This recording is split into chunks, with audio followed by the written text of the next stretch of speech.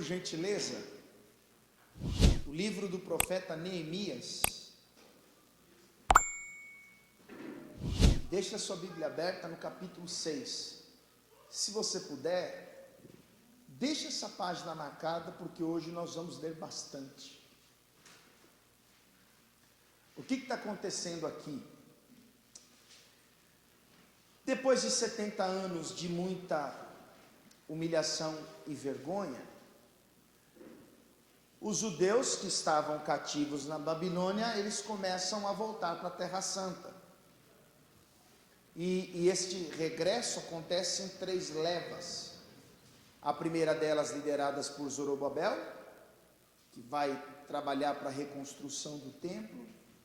A segunda leva sob a liderança de Esdras, com o propósito de ensinar a lei. E a terceira leva já no período de Neemias, que vai trabalhar para a edificação dos muros, a reconstrução da cidade que havia sido destruída. Deus, por várias vezes, enviou profetas e homens de Deus justamente com o propósito de converter o coração do seu povo, pois eles estavam totalmente envolvidos com a idolatria, mas como o povo não deu ouvidos à voz do Senhor, rejeitou o conselho dos profetas, então Deus permitiu que durante o reinado de Zedequias, o rei dos caldeus invadisse Judá, destruísse os muros, incendiasse o templo, as casas, reduzindo toda a história de Jerusalém a cinzas, escombros, levando o povo cativo a Babilônia. E tempos depois, Neemias ele recebe a visita de um dos patrícios, de um dos compatriotas, que diz que o povo estava em opróbrio, miséria, o povo estava vivendo uma situação lamentável. Então Neemias ele vai agir para reconstruir uma história que foi destruída. E o que eu quero mostrar para você, através dessa mensagem, é como tudo isso aconteceu. 52 dias de trabalho, onde eles começam a reconstruir os muros de Jerusalém, e eu queria mostrar a oposição que eles vão enfrentar até que essa obra se conclua. Haviam muitos inimigos, haviam muitas pessoas interessadas no fracasso daquela obra, haviam pessoas trabalhando para que aquela obra não fosse concluída. E isso muitas vezes acontece na nossa vida, irmãos. Às vezes você pode estar envergonhado, triste, desempregado, de cabeça baixa, acostumado com a dor, acostumado com uma vida de lamento, acostumado a passar vergonha. Às vezes você já acostumou com todos os traumas que você passou a vida inteira e você encontrou um jeitinho de conviver com tudo aquilo, e isso não incomoda ninguém.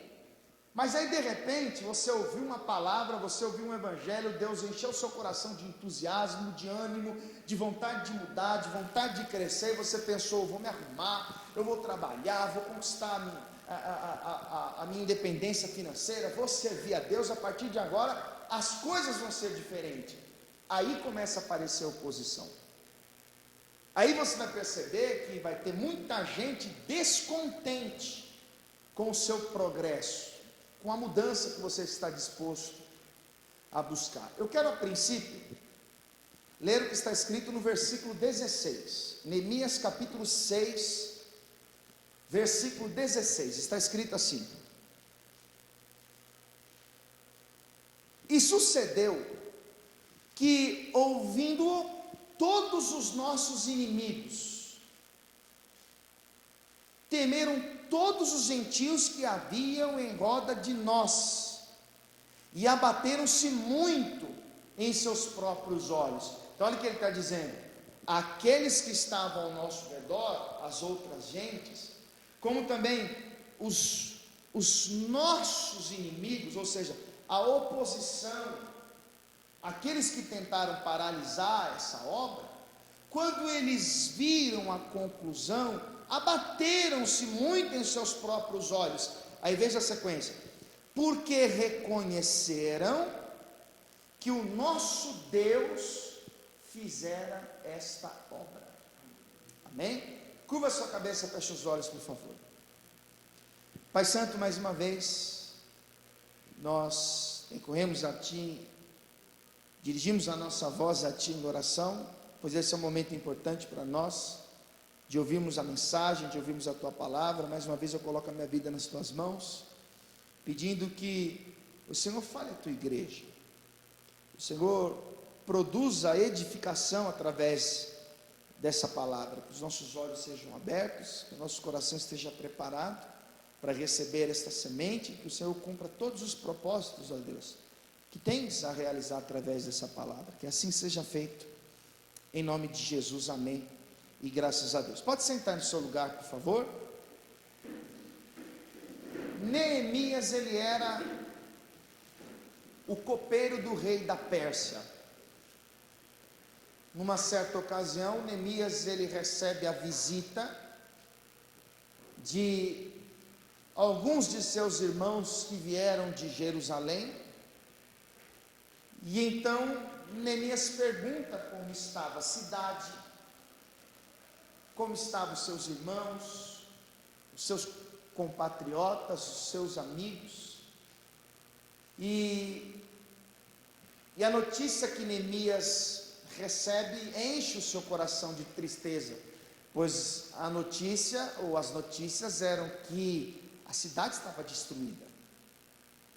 As pessoas que estavam em Jerusalém estavam vivendo em opróbrio, vergonha, miséria.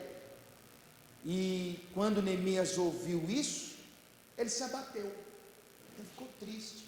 Você que está aqui em São Paulo, mas imagine você receber a visita de um parente que vem da sua terra natal, de onde você nasceu, por exemplo, e essa pessoa diz a você que está todo mundo passando necessidade, todo mundo com fome, não chove, e a violência cresce, as pessoas estão sem emprego, uma vergonha só, estão padecendo necessidades das coisas mais básicas para a sobrevivência.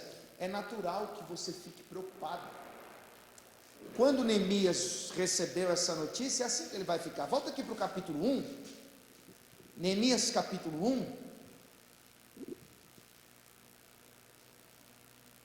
veja o que está escrito no versículo 3, que é quando Neemias, ele ouve o seu irmão dizer, olha só, e disseram-me, os restantes que não foram levados para o cativeiro, lá na província, estão em grande miséria e desprezo, e o muro de Jerusalém fendido, e as suas portas queimadas a fogo. Neemias, está uma destruição só, porque os muros que sitiavam a cidade estão destruídos, as casas foram queimadas, o templo foi destruído, e as pessoas estão vivendo em extrema, em absoluta miséria. Há escombros por toda parte, cinzas espalhadas por todo canto.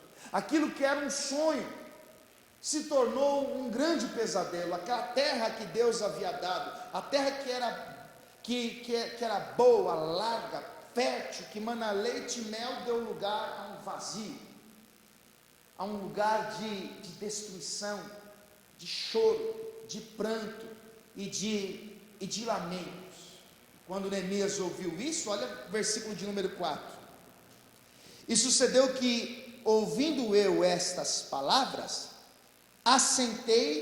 assentei-me e chorei, e lamentei por alguns dias. O meu estado emocional ficou tão abalado, uma tristeza tão profunda se apoderou de mim, uma angústia tão grande, que por alguns dias eu senti o impacto dessa notícia. Então eu me sentei e chorei por um tempo, me lamentei por um tempo. E aí você precisa parar e pensar no seguinte, porque quando o nosso estado emocional é abalado com alguma notícia trágica que recebemos, é normal por alguns dias nós nos lamentarmos e chorarmos.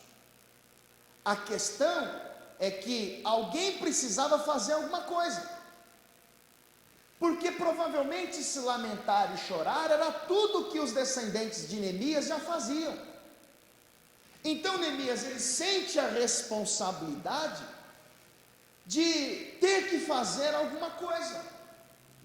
Não dá para receber uma notícia dessa, se lamentar e chorar e ficar indiferente.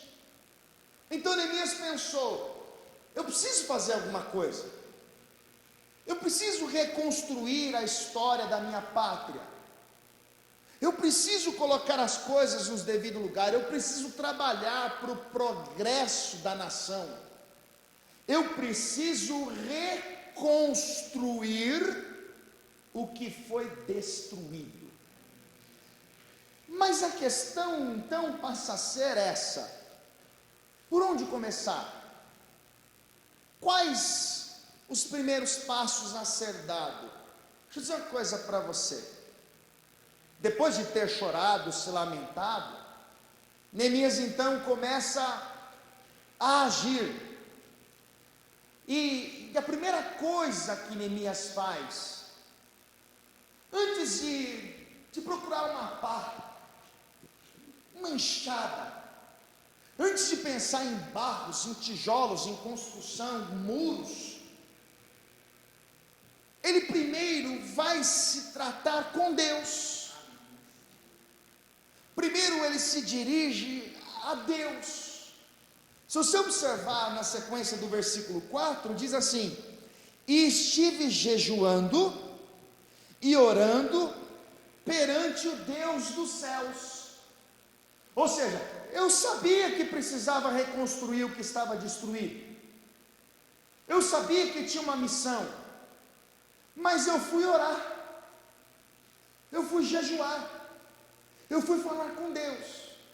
Irmãos, você não vai começar a reconstruir algo que foi destruído de qualquer maneira. Neemias, ele sabia que toda destruição, o opróbrio, a vergonha, os escombros, as cinzas, a humilhação, era exatamente consequência do abandono da fé, era consequência das más obras do povo, e que Deus enviou profetas para evitar aquele caos, mas eles rejeitaram o conselho de Deus. Então, agora Neemias, ele vai agir para atrair a manifestação de Deus em seu favor. As armas que Neemias vai usar nesse processo de restauração, de reconstrução, a princípio são espirituais. Em 2 Coríntios capítulo 10, versículo 4, Paulo escreveu assim: as armas da nossa milícia não são carnais, mas são poderosas em Deus para a destruição das fortalezas. Então o que ele faz? Ele se aplica à oração, ele vai jejuar, e ciente de que tudo o que acontecia era consequência do pecado, ele vai fazer confissão. Observe o que está escrito no versículo de número 6, quando ele ora: estejam, pois, atentos os teus ouvidos e os teus olhos abertos para ouvires a oração do teu servo, que eu faço hoje perante ti, de dia e de noite, pelos filhos de Israel, teus servos, e faço confissão pelos pecados dos filhos de Israel, que pecamos contra ti. Também eu e a casa de meu pai pecamos. Olha o que Neemias está fazendo. Senhor, eu faço confissão pelos pecados do meu povo, porque o que eles vivem hoje foi consequência dos pecados. Eu faço confissão pelos pecados do povo, e ele se inclui, porque ele diz: porque pecamos contra ti. Qual é a intenção de Neemias? Reconstruir uma história destruída. E se foi o pecado que os levou a tal miséria, a única possibilidade de Neemias ter sucesso na reconstrução é confessando os pecados. Porque a Bíblia diz em Provérbios 28:13, que aquele que oculta, esconde, o que encobre a sua transgressão nunca prosperará, mas o que confessa e deixa alcançará a misericórdia. Primeira carta de João, capítulo 1, versículo 9, está escrito assim: se confessarmos os nossos pecados, Ele é fiel e justo para nos perdoar os pecados e nos purificar de toda injustiça. Eu preciso que você enxergue Neemias querendo atrair a manifestação de Deus em seu favor. A missão de Neemias é reconstruir algo que um dia foi destruído por causa do pecado. Então ele ora, então ele jejua, ele faz confissão dos pecados, porque Neemias ele quer achar graça aos olhos do rei. Ele precisa da autorização do rei da Pérsia para sair de onde está e ir para Jerusalém. Por isso que no versículo 11 está escrito assim: ah, Senhor, estejam pois atentos os teus ouvidos à oração do teu servo e à oração dos teus servos que desejam temer o teu nome, e faze prosperar hoje o teu servo e dá-lhe graça perante este homem. Então era eu, copeiro do rei. Dai-me graça, eu preciso do teu favor. Eu preciso do teu socorro, eu preciso da tua ajuda. Por isso eu orei, por isso eu jejuei, por isso eu fiz confissão dos pecados do povo. Aí, feito isso, achando graça diante do rei da Pérsia, Neemias ele vai adiante do povo. Ele tem uma mensagem para transmitir a um povo. Que povo é esse? Um povo melancólico, um povo acostumado com a miséria, um povo que viu a vida passar em meio aos escombros, vivendo dias de humilhação, de derrota, o povo que se acostumou com o fracasso, o povo que se acostumou com os lamentos. A missão de Neemias era motivá-los, encorajá-los, era plantar dentro deles o entusiasmo que Neemias sentia. Então observe o que está escrito no versículo 17, o que ele vai dizer. Neemias capítulo 2, versículo 17. Está escrito assim: então lhes disse: bem vedes vós a miséria em que estamos, que Jerusalém está assolada, e que as suas portas têm sido queimadas. Vinde, pois, e reedifiquemos o muro de Jerusalém, e não estejamos mais em opróbrio. Então lhes declarei, como a mão do Senhor meu Deus me fora favorável, como também as palavras do rei, que ele me tinha dito. Então disseram, olha a reação do povo ao ouvir as palavras de Neemias. Então disseram: levantemo-nos e edifiquemos, e esforçaram as suas mãos para o bem. Diga glória a Deus. Neemias foi lá e disse: minha gente, e aí? Até quando nós vamos viver essa vida?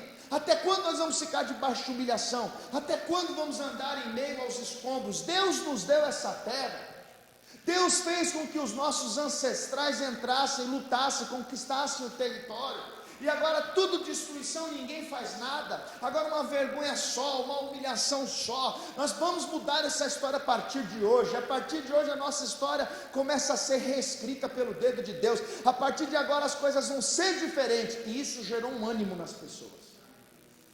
Porque entenda, irmãos, a fé vem pelo ouvir. Quando nós pregamos o Evangelho, a pessoa que ouve e crê, alguma coisa começa a mudar no seu interior. Aquilo que antes era impossível, quando nós ouvimos, se torna possível, porque o Deus que nós servimos é o Deus do impossível. Aquilo que antes era irreversível, quando nós ouvimos a pregação e temos fé no coração, nós passamos a enxergar a solução. Até rimou, você viu? Porque a fé é a prova daquilo que nós não vemos. Com o seu discurso, Neemias agora ele vai plantar o ânimo nas pessoas. Agora todo mundo quer ver o bem. Agora eles pensam de igual modo, é verdade, isso aqui foi Deus que nos deu, e a partir de agora nós vamos trabalhar para que haja mudança. Eu não aceito mais isso não. Não vou mais viver assim. Não aceito mais viver essa vergonha, essa derrota, essa humilhação. Então agora, eles vão começar a trabalhar para que as coisas mudem. Você deve se lembrar que ainda há pouco eu disse a você que enquanto você está de cabeça baixa, quando você aceitou a situação, quando você se conformou com a ruína, enquanto você aprendeu a viver de maneira desagradável a Deus, você não incomoda ninguém. Mas quando você se enche de entusiasmo, quando você entende que é hora de mudar, quando você pensa, é hora de dar a volta por cima, não aceito mais isso, eu quero viver diferente. E aí você começa a vir na igreja, ouvir a pregação, acreditar na palavra de Deus, você passa a orar, você passa a buscar a Deus, de repente as pessoas que olhavam para você com aquela cara de depressão, percebem que você está bem. É aí que você começa a incomodar algumas pessoas. E o que você vai ouvir a partir de então é um alerta para você. Porque os gentios que estavam ao redor de Jerusalém estavam felizes com o cenário atual. Eles gostavam de ver os israelitas de cabeça baixa. Só que agora eles percebem que o povo está se animando, que o povo agora passou a enxergar a vida com outros olhos, que um tal de Neemias havia chegado ali para liderar um dos maiores avivamentos acontecidos em Israel. E de imediato isso não os agradou. Acompanhe comigo o que está escrito no capítulo 2, e versículo de número 10, está escrito assim: o que ouvindo Sambalate, o horonita, e Tobias, o servo amonita, lhes desagradou com grande desagrado que alguém viesse a procurar o bem dos filhos de Israel. Opa! Bastou os filhos de Israel enxergarem o bem, bastou ter uma atitude mental positiva, bastou uma palavra entrar no coração deles e eles desejarem mudança, houve uma reação nos inimigos, porque isso não os agradou, isso deixou eles descontentes. E você precisa parar e pensar nisso, porque nem todo mundo fica feliz com o seu progresso, nem todo mundo fica feliz quando você conquista alguma coisa, nem todo mundo fica satisfeito quando você diz que vai mudar, quando você começa a enxergar a vida com outros olhos. E eu aprendi uma coisa ao longo dos meus 36 anos: existem pessoas que, por não terem ânimo, coragem, motivação, por não pensarem em nada da vida, quando percebe que alguém está crescendo, para se sentir melhor, ele tenta puxar o de cima para baixo, ele tenta impedir o progresso daquele que tenta fazer o que ele não tem coragem. Então, a reação imediata dos inimigos é ficar descontentes com o bem que eles procuravam fazer, e a partir de então, eles vão trabalhar incansavelmente. Você precisa deixar isso entrar, você tem que entender. A missão dos inimigos, qual era? Impedir o progresso daquela obra, impedir a reconstrução dos muros, e eles vão usar várias estratégias para tentar tirar os trabalhadores do foco, para tentar fazer com que eles perdessem o entusiasmo, o ânimo, a motivação. Porque você deve pensar no seguinte: aqui no versículo 17, eles estão motivados, entusiasmados, encorajados, dispostos a fazer o bem. Mas, irmãos, o começo de tudo é sempre muito bom. O universitário, nos primeiros meses de faculdade, cara está empolgado, não, eu vou terminar, daqui a 5 anos eu vou pegar meu diploma e sabe uma coisa? Fazer pós, depois eu vou fazer doutorado, vou fazer mestrado. O cara quando começa no trabalho, nos primeiros dias, ele diz, não, eu vou trabalhar, vou tentar fazer os melhores resultados, para mim conquistar a confiança dos meus líderes, e eu vou ser promovido. A pessoa quando começa o casamento, a relação é flores, palavras bonitas, gestos de carinho, o começo de tudo é sempre muito bom, a questão é quando o tempo passa,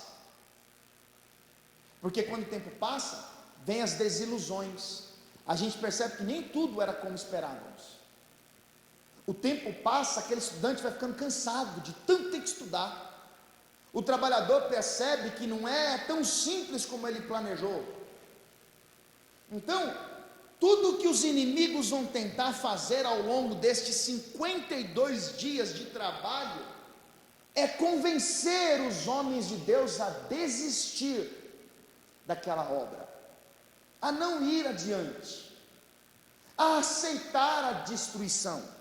Então, de cara, eles não estão contentes. Agora vai comigo para o versículo de número 19, capítulo 2, versículo 19, Neemias 2,19, diz assim: o que ouvindo Sambalate, o horonita, e Tobias, o servo amonita, e Gesem, o arábio, zombaram de nós, escarneceram de nós, tiraram sarro da nossa cara, brincaram conosco, e desprezaram-nos, fizeram pouco caso da gente, duvidaram da nossa capacidade,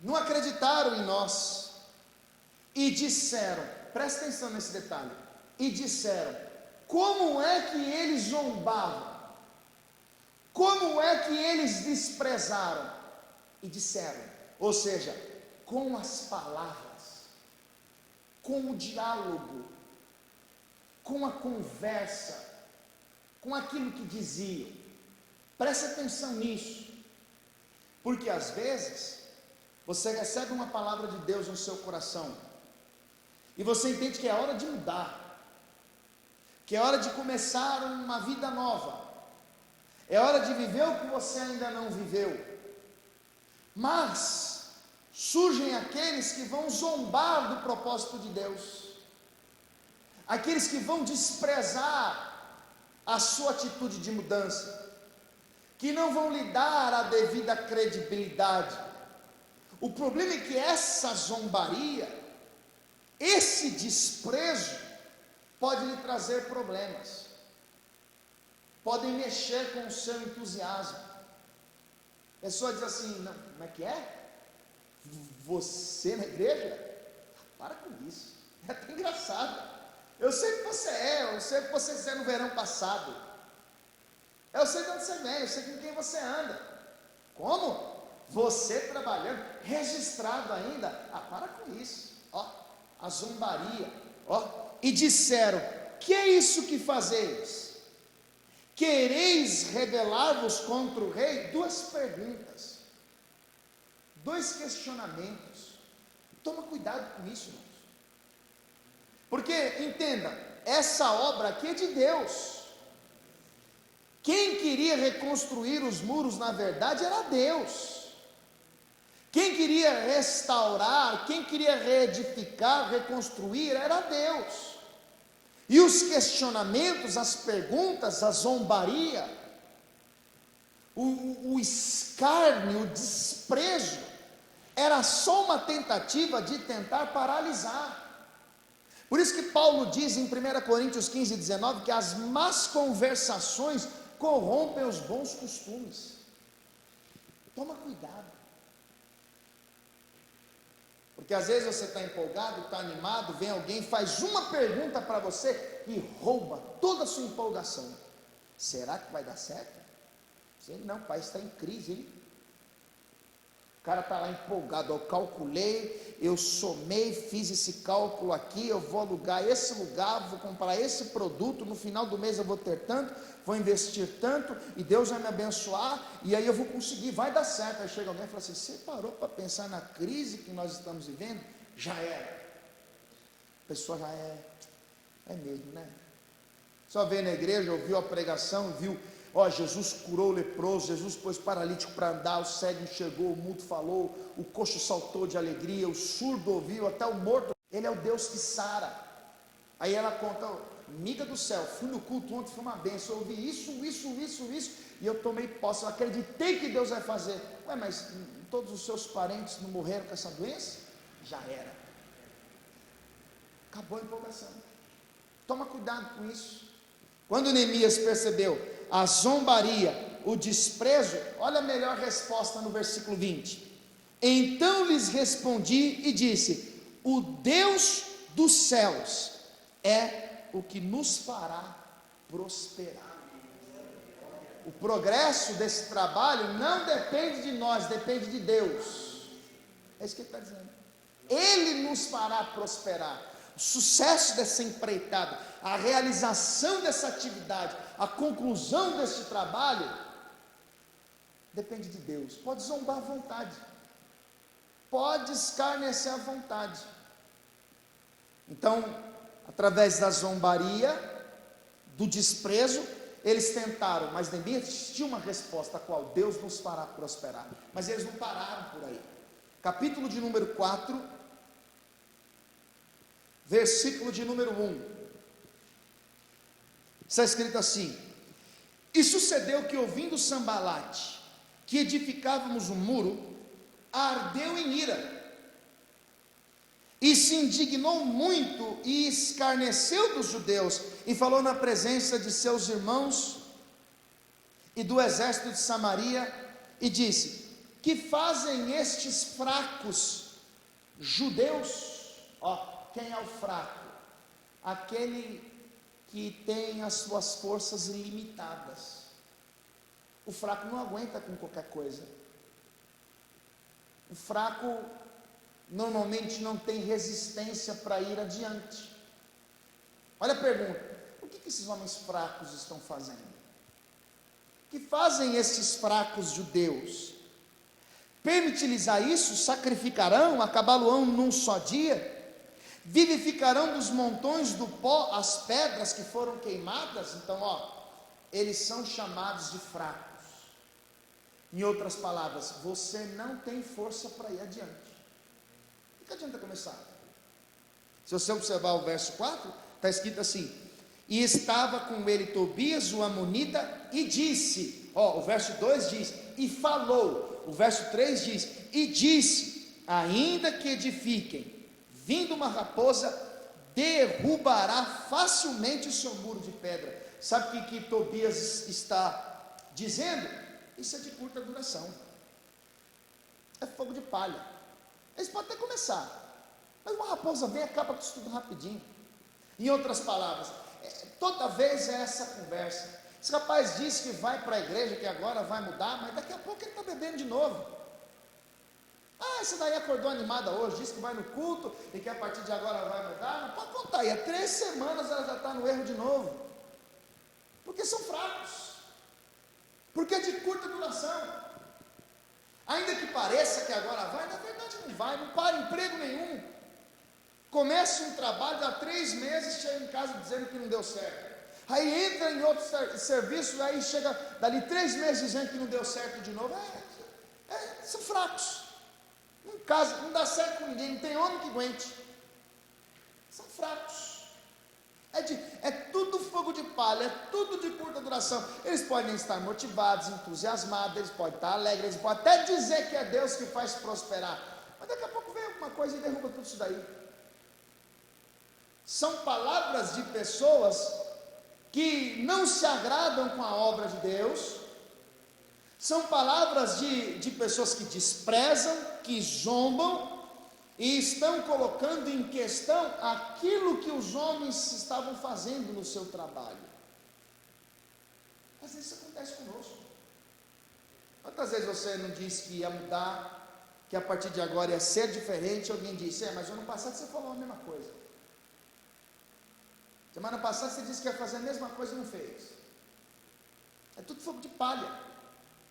Que fazem esses fracos judeus. Deixa eu dizer uma coisa importante para você, irmãos. É importante importante você entender que você é limitado. É importante você entender que você não tem força suficiente.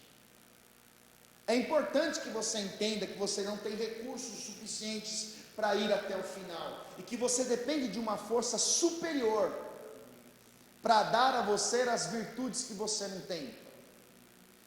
Por isso que lá em 2 Coríntios, eu quero que você vá comigo aqui rapidinho para o capítulo 12, mas bem rapidinho mesmo.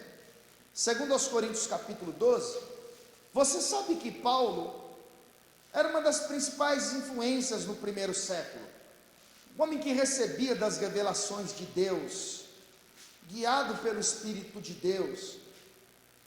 Mas no texto Paulo está orando porque ele foi esbofeteado por um mensageiro de Satanás. Paulo orava a Deus, Paulo falava com Deus, e aí Deus vai trazer a resposta. Deus vai falar com Paulo. 2 Coríntios capítulo 12, versículo de número 9, está escrito assim: e disse-me, a minha graça te basta, porque o meu poder se aperfeiçoa na fraqueza. De boa vontade, pois, me gloriarei nas minhas fraquezas, para que em mim habite o poder de Cristo. Pelo que sinto prazer nas fraquezas, nas injúrias, nas necessidades, nas perseguições, nas angústias, por amor de Cristo, porque quando estou fraco, então sou forte. Sabe o que Paulo está dizendo? Ainda bem que eu sinto fraqueza, porque é ali que eu sei o quão dependente sou da manifestação do poder de Deus. Ainda bem que eu sinto angústias, pois elas me revelam quem é o meu socorro presente na angústia. Ainda bem que muitas vezes eu sinto as minhas debilidades, as minhas imperfeições, as minhas dificuldades, porque eu sei, isso me mostra que eu sou incapaz de dar um passo, se não for a força que vem de Deus. Por isso que em Filipenses capítulo 4, versículo 11, ele vai dizer: eu não digo isso como por necessidade, eu já aprendi a contentar-me com o que tenho, em toda maneira, em todas as coisas, eu sou instruído, tanto a ter fartura como a ter fome, tanto a ter em abundância como a padecer necessidades. Aí ele diz: posso todas as coisas em Cristo que me fortalece. Fracos nós somos sim, mas para que o poder de Deus habite em nós, para que tudo que conseguimos, conquistamos e realizamos, sejam creditados a Deus que nos fortalece em todas as situações. Então eles queriam, na verdade, mostrar com as palavras que eles não tinham forças para ir adiante não, que aquela obra era de curta duração. Volte lá para o livro do profeta Neemias. Disseram que aquela obra era de pouca duração, e a questão é como prosseguir, um monte de gente desejando que as coisas dêem errado. Como ir adiante sabendo que tem um monte de gente zombando, tem um monte de gente escarnecendo? Como ir adiante sabendo que tem pessoas que dizem que vai acabar, que é fraco, que é de curta duração? O capítulo de número 4, no versículo de número 6, mostra que apesar da oposição, a obra chegou na metade, já era meio caminho andado. Olha o versículo 6 do capítulo 4, diz assim: assim, edificamos um muro, e todo o muro se cerrou até sua metade, porque o coração do povo se inclinava a trabalhar. Ó, imagine você, um povo determinado, que sabe o que quer, que confia no Deus que serve, que entende que o seu progresso depende de Deus, e que está ouvindo um monte de gente desejando o mal, zombando, escarnecendo, chamando de fraco, dizendo que aquilo era de curta duração. Mas por que chegou na metade? Porque o coração do povo se inclinava a trabalhar. Enquanto eles falam, nós trabalhamos. Enquanto eles zombam, nós trabalhamos. Enquanto eles desejam mal, nós trabalhamos. E qual é o resultado disso?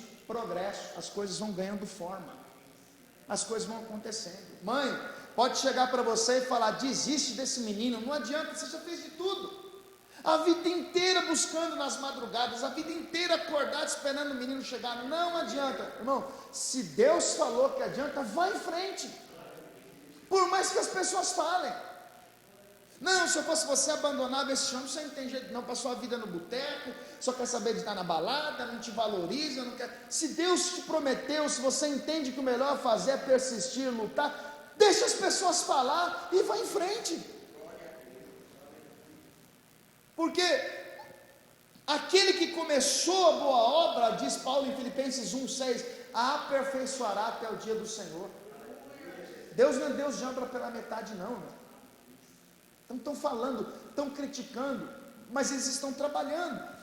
Quando os inimigos perceberam que a obra já estava na metade, que houve um progresso, não adiantou zombar, não adiantou dizer que eram fracos, não adiantou dizer que era de pouca duração, não adiantou demonstrar que não estavam se agradando daquilo. Então os inimigos vão unir forças, eles vão formar uma coligação. Observa o versículo 7.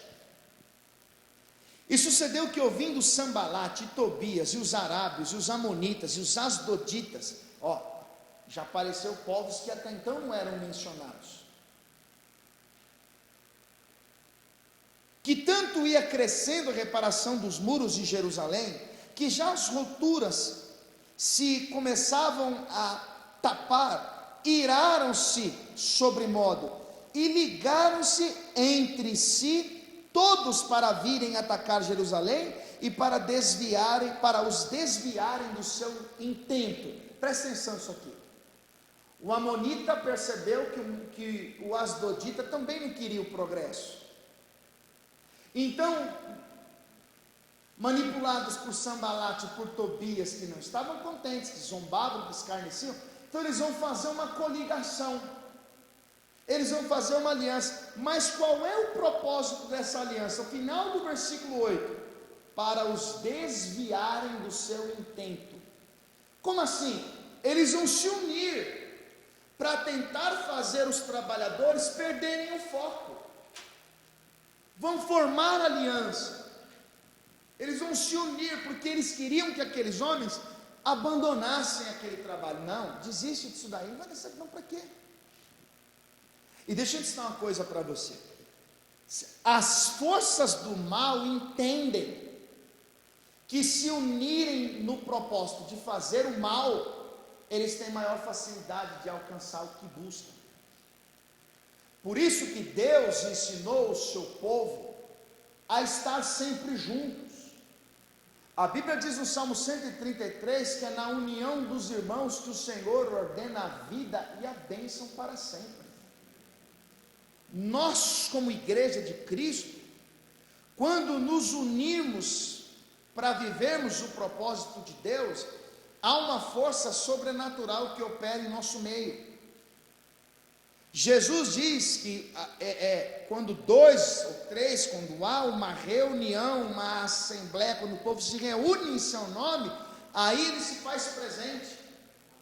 Quando Pedro diz que o diabo anda em derredor, bramando como leão, buscando a quem possa tragar, você deve se lembrar que o leão, quando caça, o leão, ele não entra no meio de uma manada, ele pega aquele que está isolado, distante do bando, e então ele ataca, faz uma ferida, e aquele que foi ferido não tem mais forças para caminhar, para acompanhar o ritmo do bando, então ficando para trás, o leão vai lá e conclui a obra. É assim que o diabo trabalha. Entenda uma coisa, você não é igreja sem mim, eu não sou igreja sem você. Hoje a religião que mais cresce no Brasil é a religião dos desigrejados. A pessoa ela cultua sozinha, ela busca Deus sozinha, diante de uma televisão, do tablet, do celular, e diz: eu sou a igreja. Não, não é não. A igreja é o ajuntamento do povo de Deus. O diabo ele pode me ferir estando só. É mais difícil para mim vencer uma batalha sozinho, mas quando você se une a mim, nós somos mais fortes. Quando eu me uno a você, nós somos mais fortes, porque quando nós nos reunimos, o diabo não enxerga uma pessoa, ele enxerga um exército, e o nosso Deus é o Senhor dos exércitos, o general de guerra. Então, se os inimigos unem forças para combater o propósito de Deus, nós temos que estar unidos para vencer as forças daqueles que se unem contra o que Deus tem a realizar na nossa vida. Mas o fato é que eles estão unidos. Agora olha o que eles vão dizer, versículo 11: disseram, porém, os nossos inimigos: nada saberão disso, nem verão, até que entremos no meio deles e os matemos, assim faremos cessar essa obra. Então o que eles pensaram? Se nós nos unirmos e entrarmos no meio deles, eles não vão nem perceber. A gente pode chegar lá como boa praça, como gente do bem, nós vamos acabar com eles. Eles vão parar essa obra, eles vão desistir, ficar pelo caminho. E irmãos, verdade seja dita, o diabo trabalha assim. Você sabe, eu sou a pessoa que mais tenho dito isso. O diabo não precisa jogar uma bomba dentro da igreja para acabar com ela. Ele se infiltra, modifica o ensino, faz as pessoas acreditarem em promessas que foram feitas pelo homem, não por Deus. Dali a pouco está todo mundo iludido, andando numa direção que não é o Evangelho. Como que os homens de Deus resistiram a isso? Verso 9: porém, nós oramos ao nosso Deus e pusemos uma guarda contra eles de dia e de noite por causa deles. Nós oramos. Enquanto eles tramavam contra nós, enquanto eles se uniram contra nós, o que nós fizemos? Fomos discutir, tirar satisfação. Quem você pensa que é para falar isso aí? Está pensando que está zicando nós? Está desejando mal para essa obra? Não. O que nós fizemos? Oramos. Por quê? Porque as armas da nossa milícia não são carnais, mas são poderosas em Deus para a destruição das fortalezas. E deixa eu dizer uma coisa para você, irmãos: ora mais. Não adianta discutir, não adianta argumentar, não. A pessoa que tem o mal dentro de si, ela vai fazer o mal para te ver retribuindo a maldade, e a melhor maneira de você agir é orando. Como Paulo escreveu em Romanos 12, 21, não vos deixe vencer do mal, mas vença o mal com o bem. O que eles fizeram?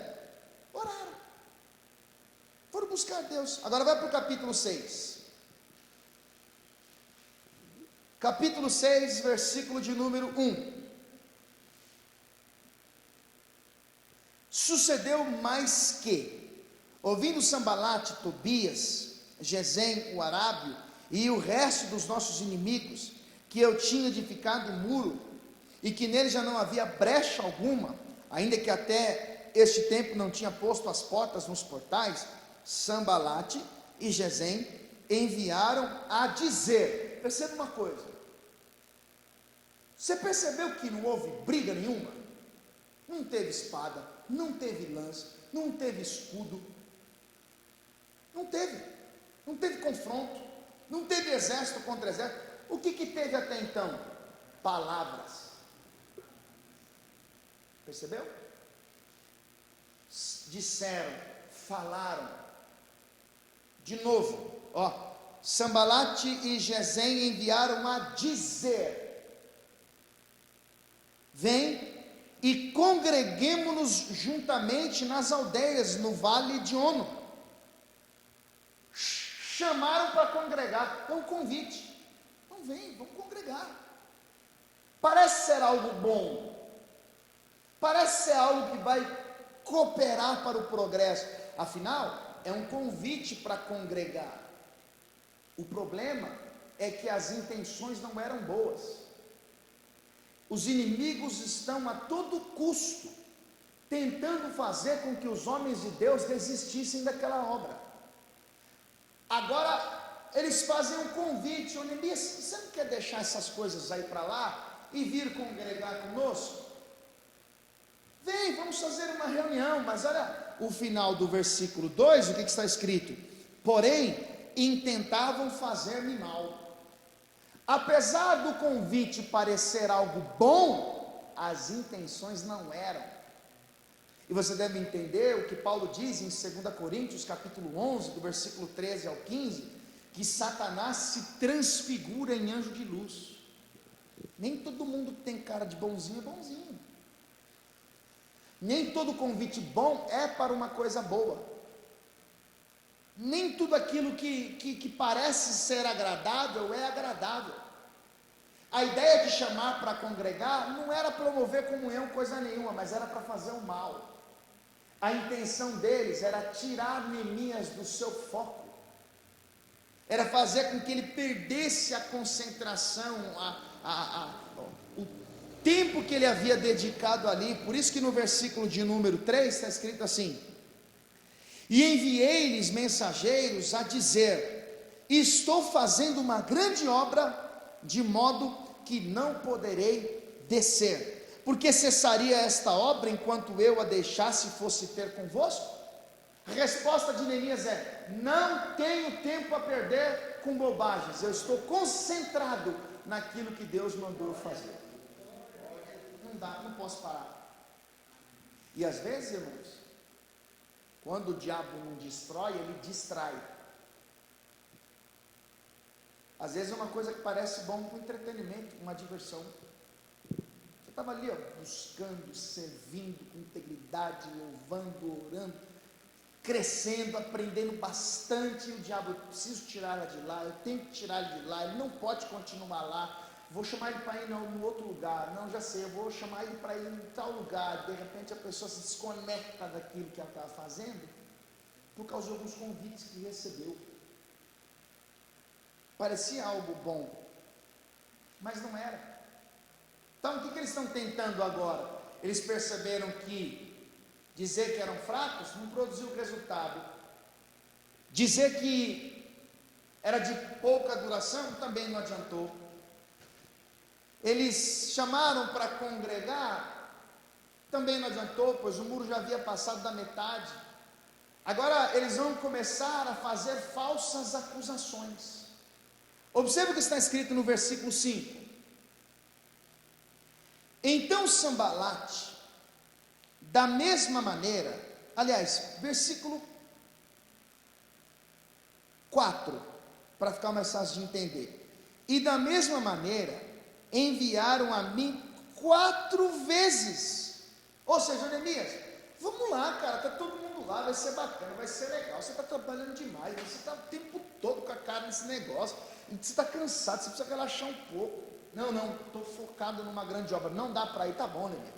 Daqui a pouco ele fala: ô Neemias, olha, fulano está lá, você vai gostar, está todo mundo dando risada, o povo está lá congregado, está uma bênção. Não dá, estou focado. 4 vezes ele volta, e Neemias vai dizer no versículo de número 4, lá no finalzinho: e da mesma maneira lhes respondi. As 4 vezes que vieram, eu disse: estou focado numa grande obra e não posso parar. Você tem que pensar assim. Você tem que pensar assim: o que Deus deu para fazer? O que Deus espera de você? Como é que você começou entusiasmado, motivado, animado, e hoje você está dividindo a atenção das coisas de Deus com um monte de coisa? Pode parecer legal, mas na verdade é uma estratégia do mal, para tirar você do propósito que Deus tem a realizar. Aí, versículo 5 agora. Então Sambalate, da mesma maneira, pela 5ª vez, me enviou o seu moço com uma carta aberta na sua mão, e na qual estava escrito: presta atenção no que vai acontecer aqui, porque agora eles vão levantar uma acusação falsa, porque eles vão dizer assim: Neemias, os caras estão falando aí que você está fazendo planos para puxar o tapete do rei, e que você mandou pregar por aí que você assumiria o poder, e se o rei ficar sabendo disso, vai dar um problema sério. Vamos conversar.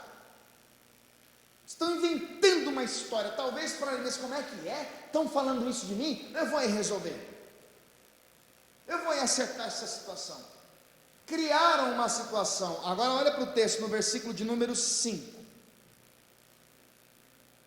Então Sambalate, da mesma maneira, pela quinta vez, me enviou seu moço com uma carta aberta na sua mão, na qual estava escrito: entre as gentes se ouviu, e Gesem diz que tu e os judeus intentais revoltar-vos, pelo que edificais o muro, e que tu te farás rei deles segundo essas palavras, e que puseste profetas para pregar de ti em Jerusalém, dizendo: este é rei em Judá. Ora, o rei o ouvirá segundo essas palavras.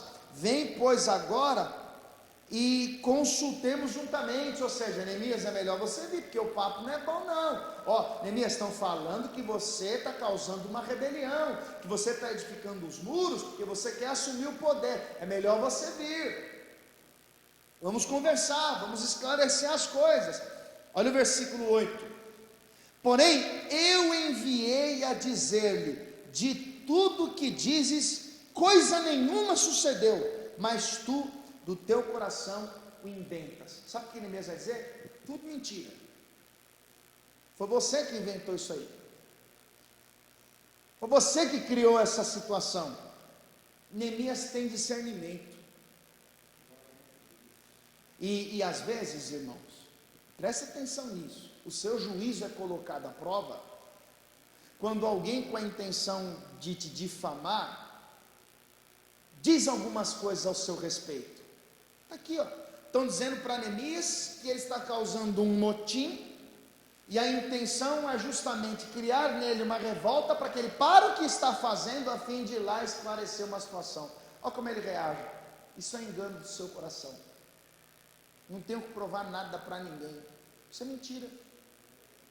E como a intenção de parar a obra é do inimigo, uma das suas principais artimanhas é exatamente a mentira, porque Jesus diz em João 8,44 que o diabo é mentiroso e pai da mentira. Neemias sabia, não, isso não é verdade. E aprenda isso, irmão. A Bíblia diz que o justo é justificado pelo Senhor. A intenção dos inimigos é paralisar a obra. Por isso que eles estão fazendo tudo para tirar Neemias do foco. E o que eles queriam era colocar em Neemias temor. Olha o verso 9. Porque todos eles nos procuravam atemorizar, dizendo: as suas mãos largarão a obra e não se efetuará. Por que surgiu aquela mentira? Por que construíram aquela ideia? Porque eles queriam que Neemias parasse o que eles estavam fazendo. Eles queriam que Neemias deixasse de fazer o que estava fazendo. Aí no versículo 9, na parte final, ele diz: agora pois, ó Deus, esforça as minhas mãos. Então, o que aconteceu até aqui? Com as palavras, com o que falavam, que fazem esses fracos judeus. Isso é de pouca duração. Esses homens não têm força suficiente para ir até o final. Eles zombavam, escarneciam, estavam o tempo todo fazendo comentários. Agora eles vão chamar: não, vamos lá, vamos congregar, olha, deixa isso aí para lá, você está você está religioso demais, esse negócio de ir para a igreja todo domingo, toda quarta, você está parecendo beato. Para um pouco que sai, vamos curtir o final de semana. Está chamando, é só um convite.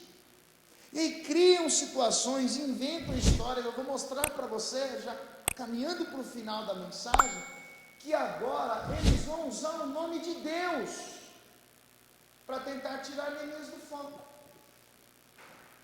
Porque eles vão subornar um falso profeta, querendo induzir Neemias a ir ao templo para fazer algo que só os sacerdotes podiam fazer. Olha o que está escrito a partir do 10.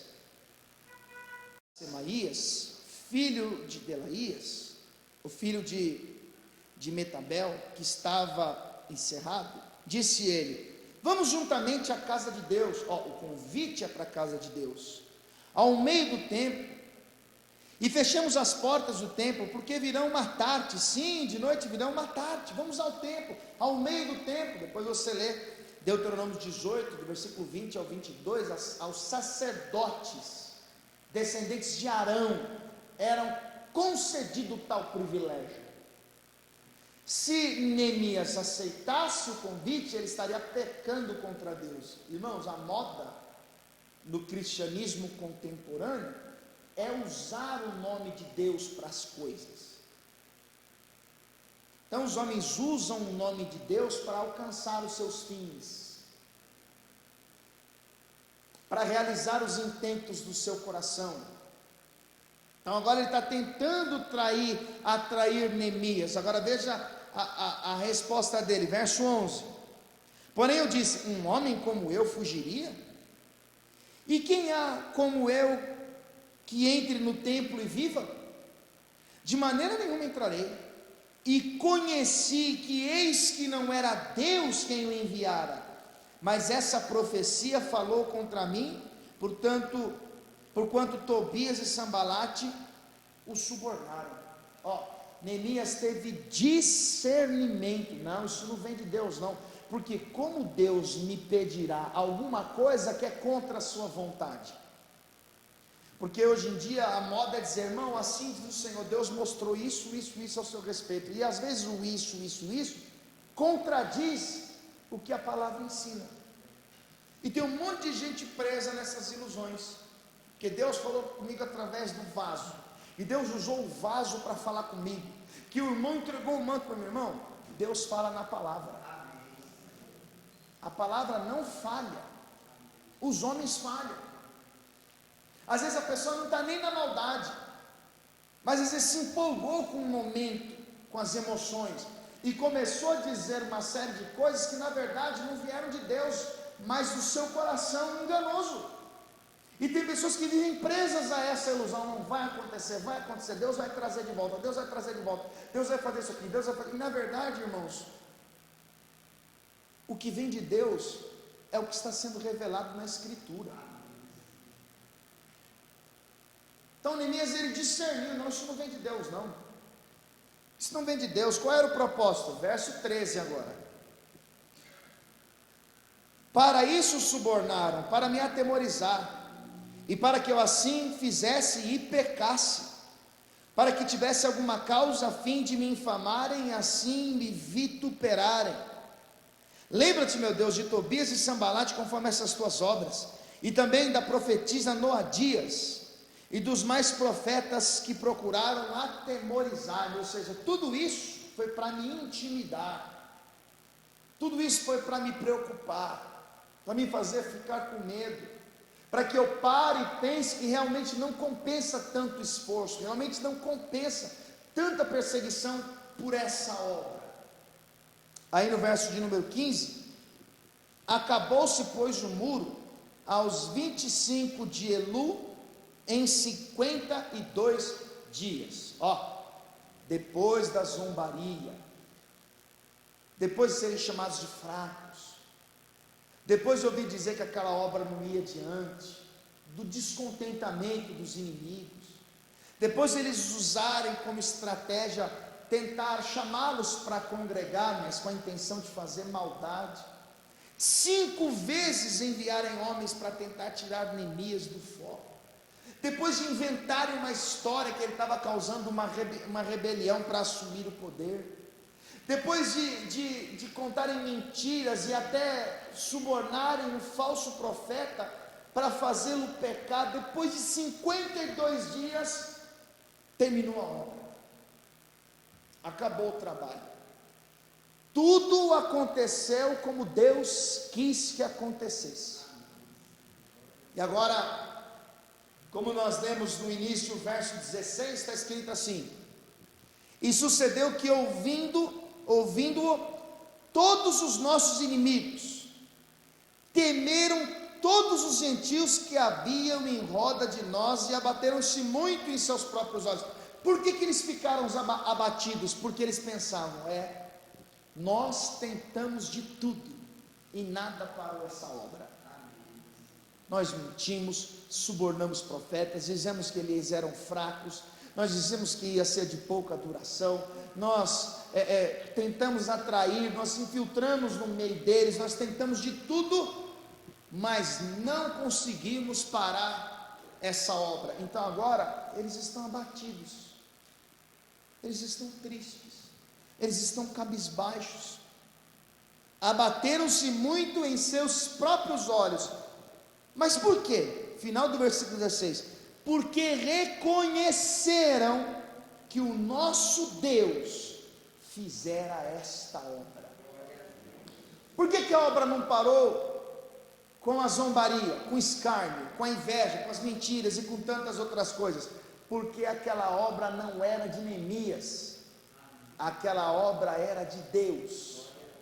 Jó 42 diz: eu bem sei que tudo podes, e que nenhum dos teus pensamentos podem ser impedidos. Irmãos, Deus não é Deus de obras pela metade. Filipenses 1,6 Paulo escreveu: aquele que em vós começou a boa obra, a aperfeiçoará até o dia do Senhor. 52 dias depois, tudo foi concluído exatamente como Deus quis que acontecesse. E na nossa vida não é diferente, irmãos. A ideia da minha mensagem é mostrar para você: se Deus colocou no seu coração, se você entende que é propósito de Deus, se você se animou, decidiu se levantar, mudar, se você quer corrigir os seus erros, se você quer viver o que Deus tem para você, se esforce, trabalhe, vá em frente, lute, esteja preparado, porque virão Sanbalates, virão Tobias, virão um monte de gente te criticar, falar mal de você, te difamar. Mas se essa obra é de Deus, infelizmente, todo mundo vai ter que se abater, porque vão reconhecer que aquilo não vem de você, que aquilo vem de Deus. É isso que acontece aqui, acabou a história. Vamos ficar de pé, por favor.